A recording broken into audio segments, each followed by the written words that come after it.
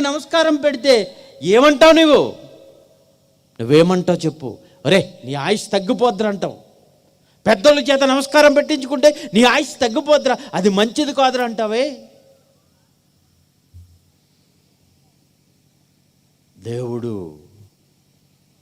ముందు నువ్వంటున్నాడు, ముందు మనిషి అంటున్నాడు, తర్వాతే ఈ ప్రకృతి అంటున్నాడు.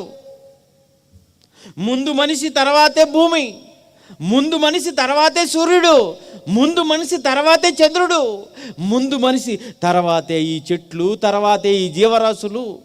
ఈ కంటికి కనబడింది ఏదైనా నీ తర్వాతే.